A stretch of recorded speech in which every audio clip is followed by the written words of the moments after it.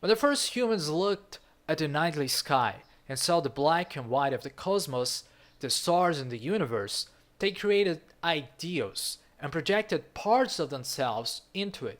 With this, gods and entities were perceived, projected upon, or just created. We started associating things of ourselves, parts that we cannot control, parts that we are not aware of unless someone tells us that we have them or after we rationalize upon them for a while. This is what made the Greeks to create not only astrology but also to associate their gods with what it seemed to be parts of themselves.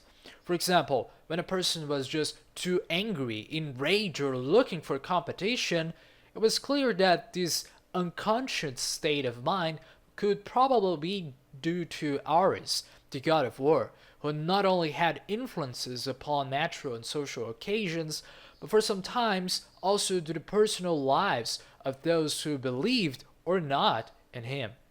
When a person was infatuated or in love, it could be because of the Cupid who threw an arrow into him or her, or due to the powers of Aphrodite.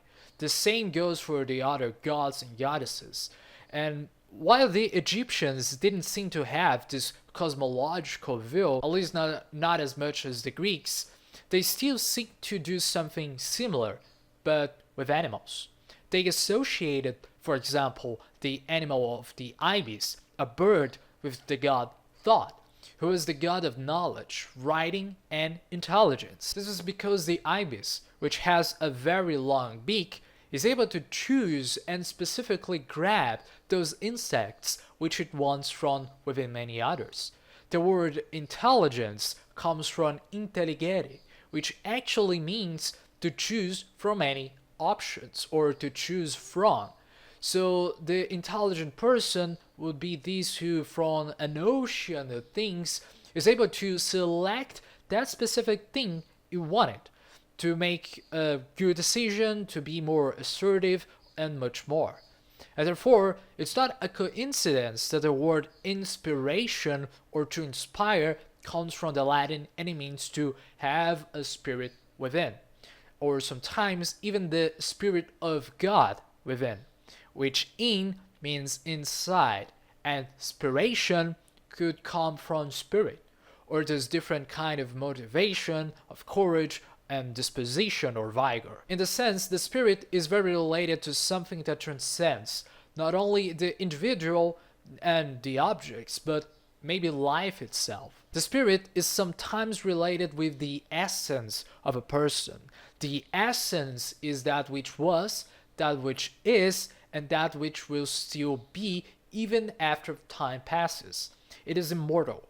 And even though it has many different descriptions throughout many different religions and philosophies, it all comes with the same basic idea of something that is separate from the body, but at the same time, it is a thing that moves and controls the same body. It is metaphysical, unseen, almost like invisible. Even though it produces physical reactions, the soul and the spirit are not physical. They are in themselves. They are spiritual in a sense. So with this, inspiration will be something as the act of creating a different kind of disposition from within that is different from the previous state that you had before. And this inspiration is constantly associated with gods, with, well, spirits, and with things that we cannot properly see in themselves, only their interactions with our bodies or the physical world. Therefore, you can think of all of this as some sort of the first studies on psychology, whereas the word psyche of psychology comes from the Greek and it also means spirit or soul, while logi sometimes can be translated to logia, which means to study, to research, but personally, I prefer the derivation of this word, which is actually the logos, which means the word, the speech, the statement, the discourse, and sometimes even reason. All of these descriptions for this one word, for me, seem to have the same meaning of the structure or at least creating one. Because that's what we do with words. We categorize, we define, we say what things are, and at the same time, we make the discrimination of what things are not with this. We make analogies, we define the limits, and put them into a box. With this, I would say that psychology is not only the study of the spirit and the soul, but more specifically, the categorization of the processes that we see as the spirit or the soul. Because of this, it is very easy to think that one of the first forms of humans to categorize our souls is through religion, by describing, creating, or perceiving gods. Just like inspiration is something that you not clearly know how it appears, nor from where it comes from. It is something that influences your behavior, your emotions, your thoughts, and your perceptions, either from the world within or outside. Accordingly to Wikipedia, the word psychology was first used in the Renaissance. In its Latin form, psychologia, it was first employed by a Croatian humanist and Latinist called Marco Marulicki in a book called Psicologia de Rationai Animae Humanae, or Psychology on the Nature of Human Soul, which he wrote in the beginning of the 16th century.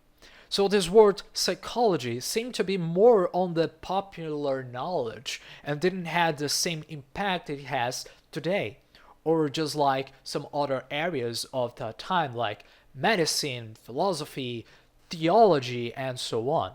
And I wonder if someday the study of psychology will be forgot just like theology seems to be in our current days. Like, it's not to say that theology is dead, but it definitely doesn't have the same impact used to have during the Dark Ages, for example. But anyway, the Chinese also seem to have a way of describing the human behavior or the unseen influences of their world on humans.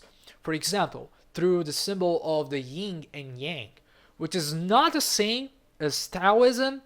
This symbol is much older than that Lao Tzu guy, which I actually hate, but I'll explain that some other day. The thing is that yin is not only associated with the feminine, but also with passiveness, the cold, and even the dark, while yang is associated with the masculine, the active, and with light. But many languages and civilizations have different ways to describe the feminine and the masculine.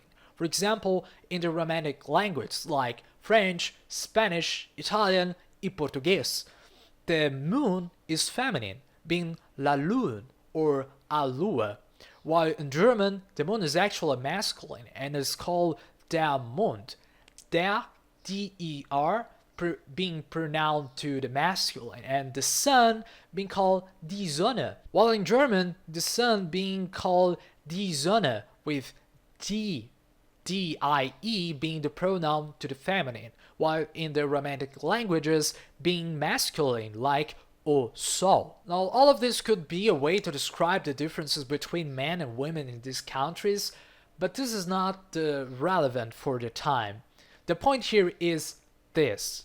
Humans have a tendency to describe not only the events of the world outside yourselves, but also the events that occurs inside, that only we know, but somehow are also experienced by every other single human being, to the point that it is also we are also able to categorize all of these into a single word, into a single idea, and be understood by other people. And with this, we come to the first problem of psychology. If you can't create universal assumptions of what occurs inside a person, behind him or her actions and motivations, could it be that every human is the same?